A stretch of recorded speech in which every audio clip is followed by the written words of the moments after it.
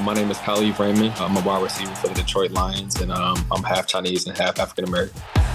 Got a man out there. It's Khalif Raymond. Touchdown, Detroit Lions! Wow, baby, that is beautiful. Some of my earliest memories of my culture. Every time we went to grandma's house, I was going to eat some food. Whether I wanted to or not, I was going to go eat. You either give me a plate of white rice with duck or white rice with that barbecue pork, and I'm set.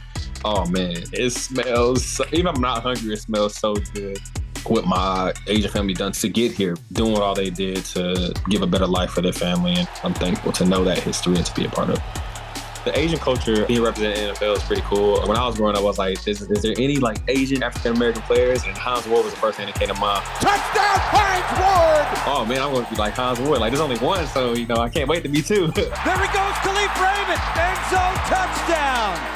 Now that I'm older, Cam Bynum, who plays for the Vikings, he's very prominent figure in his culture. That's just one example of just, how you get to be who you are, rooted in your culture, and get back to your culture, man. Being Chinese, being African American, you get to relate to kids under the same demographic. It's an opportunity for anybody, anywhere to do anything. So all you have to do is put your mind to it. I'm Cam Bynum, starting safety for the Minnesota Vikings.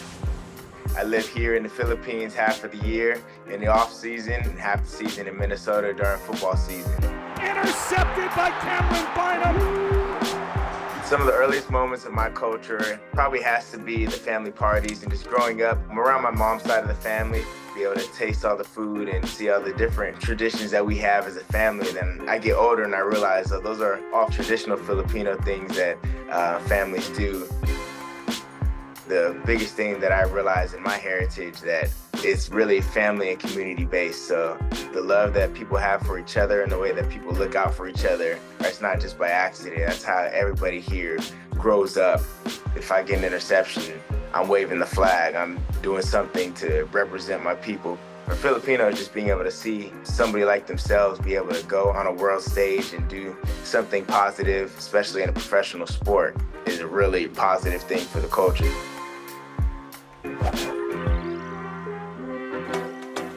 I'm Kara Kawakami with the Minnesota Vikings. I'm the corporate partnership sales manager, and I'm Korean American adopted. I was born in Busan, South Korea. I was adopted into an amazing family as a baby. Grew up in Pewaukee, Wisconsin. My parents were really intentional about integrating our Korean culture, both myself and my brother, throughout our lives. Some of the earliest memories of my culture were my parents put me in Korean dance when I was younger. Through that, I met a lot of friends that have become lifelong friends. Getting to know so many people that have the same background as me. And as we've grown up, my parents would take us to Minnesota and attend a Korean culture camp. And it actually jump-started my interest to move to Minnesota for college, and I've been here ever since. When I think of football, I think of strength and unity, teamwork, and tradition. And I think that's no different to the AAPI culture, and specifically the Korean culture. When you see players and people in the business side from our community, it opens up possibilities. You can visualize new futures, and I think that's important for us, and it's important for the next generation. I think the Asian representation in the NFL can continue to grow, and I have no doubt it will. Seeing more players and business staff represented from AAPI community will be huge. And I think especially in what I do, which is revenue generation, we'd love to see more AAPI women represented in that space. I think we need and we want more of that as well. My name is Michael Upati, and I am Samoan. My heritage means a lot to me. It taught me to be tough. It taught me humility, be respectful. We taught it so young that when it comes to football, it really comes natural because you just follow direction and go. It means a lot to me to see our culture and our people in NFL. Growing up, I see Troy Polamalu, I see Marcus, and then I see Tua, and the future is bright for the Polynesian, and you see it. It's my aspiration just becoming a coach. Coaches played a big role, just developing me as a person and as a player. I think it's fitting for me to give back. I love coaching. I love sharing what I had and trying to build them tough. I'm doing a Bill Walsh's thing with Harbaugh. I reach out to him. I'm grateful for Coach Harbaugh for giving me the opportunity to learn and coaching that next level to impact somebody else's playing career. I think that's the reason why I wanted to become a coach.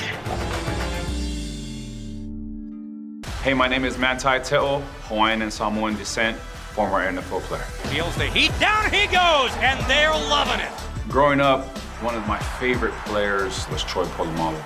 To see somebody that looked like me, somebody that I knew represented the same things I represented, operate and play at the level that he was able to play was something that allowed me, that young kid, to say that I could do it. Great play by Polamalu. He chopped the tree down. Troy Polamalu is a Steelers legend, as well as he should be. A unique player for one of football's greatest franchises. Man, where'd that airplane come from? 2 Super Bowl titles, 8 Pro Bowls, an NFL Defensive Player of the Year award. Polamalu will get him. 783 tackles, 32 interceptions. Intercepted. Polamalu. And more big plays than you can count. But beyond Pittsburgh, his influence lives on in so many ways. The way he represented the Samoan heritage. To so many of us, Troy Polamalu is a legend. Not because he was unique, but because we saw ourselves in him. Can I just tell him I love him in Samoan? Alofa tu uso.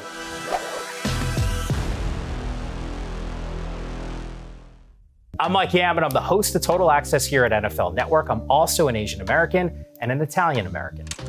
When I think about my Asian American heritage, the first thing that resonates for me is the journey. My family was born in Hong Kong, and I know there were so many sacrifices to get to this point. I think if you would have told my grandfather when he was coming to the States, or my dad, that your grandson or son would end up being a host at NFL Network, they probably would have said, you're crazy, because they didn't even speak English at the time. And here it is, I'm a broadcaster. And I think the culture itself has really informed so many of the decisions that I make in my life. I always smile when I see another Asian American out on the football field, because when I was growing up, to be honest, it was kind of rare. So when I get to see guys like Kyler Murray flex on the football field, it's an absolute thrill. And I really hope it inspires another generation of Asian Americans to see this as a viable path to be an athlete or be involved in sports. Well, Fried Rice and Marinara is the name of the children's book, and it was a huge passion project for me because when I reflect back to my childhood, I don't remember ever seeing a book that featured an Asian male character. So for me, it was really important to lend my voice and tell a story that was relatable to all kids, but to have a young Asian boy of mixed race heritage like myself see himself in an actual book, to me was really meaningful, and that was the biggest reason why I wanted to write it.